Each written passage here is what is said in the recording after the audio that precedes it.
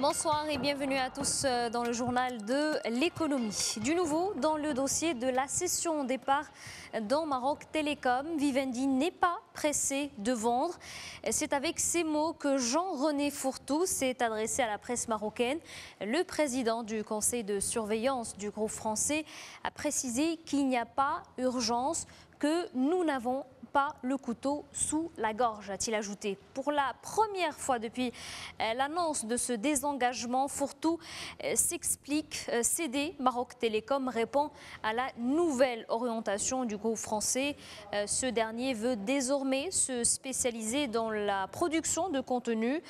Jusqu'à maintenant, 5 opérateurs ont exprimé leur intérêt pour les parts de Vivendi. Les 5 candidats sont tous des acteurs régionaux du secteur. Il s'agit de l'Émirati Etisalat, du Qatari QTEL, du Saoudien STC, du Sud-Africain MTN et France Télécom.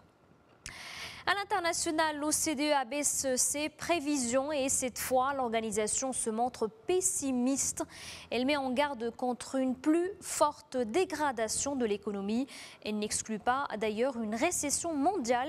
La nouvelle sonne l'alarme aux États-Unis et en Europe. Les deux puissances sont dans la ligne de mire. Les États-Unis pour leur mur budgétaire et la zone euro pour la crise de la dette. On écoute à ce propos Angel Gurria. Il est le secrétaire général de l'OCDE. S'il ne peut être évité, le mur budgétaire aux États-Unis pourrait faire basculer une économie déjà peu dynamique dans la récession, tandis que l'absence de résolution de la crise dans la zone euro pourrait déboucher sur un choc financier majeur et un repli de l'activité au niveau mondial.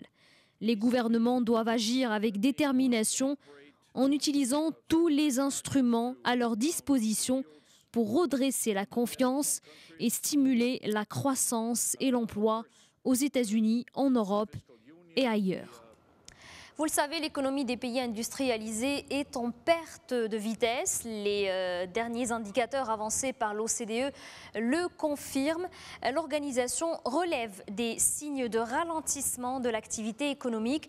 La croissance américaine serait de 2,2% cette année. Elle reculerait de 2 points l'année prochaine et elle devrait rebondir en 2014. Dans la zone euro, la récession devrait être plus forte cette année avec un PIB en repli de 0,4% et ce recul se poursuivrait en 2013, moins 0,1%. L'OCDE n'envisage pas de reprise avant 2014. Même constat pour les autres puissances économiques, les indicateurs sont moroses. L'OCDE lance un appel, il faut éviter l'excès de rigueur. Mais au Portugal, l'heure est toujours à la rigueur. Le Parlement donne son feu vert au budget 2013 du gouvernement. Le texte comporte plus d'austérité pour réduire le déficit public. Une politique de rigueur menée sous la tutelle des créanciers du pays. Celui-ci prévoit un paquet d'austérité d'un montant de 5,3 milliards d'euros. Un nouveau tour de vis qui sera obtenu à 80% par une hausse généralisée des impôts. Un budget austère et très exigeant. Le Premier ministre portugais l'avoue, ce budget demande aux Portugais de lourds sacrifices.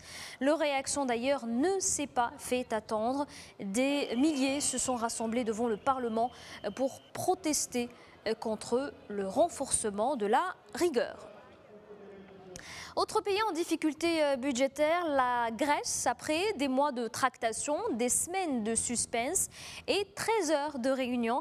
Un accord a été enfin trouvé. La Grèce et toute l'Europe peuvent enfin souffler. La zone euro et le FMI se sont entendus sur la réduction de la dette grecque.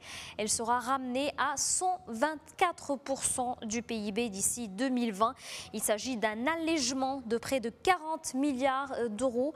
Les ministres des Finances de la zone euro ont décidé de débloquer une aide financière de 43,7 milliards d'euros.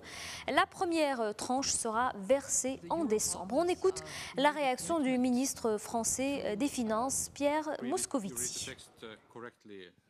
C'est un bon accord parce que c'est un accord qui permet à la Grèce d'avoir de la visibilité, de la prévisibilité et de trouver simplement un financement au programme qui la concerne.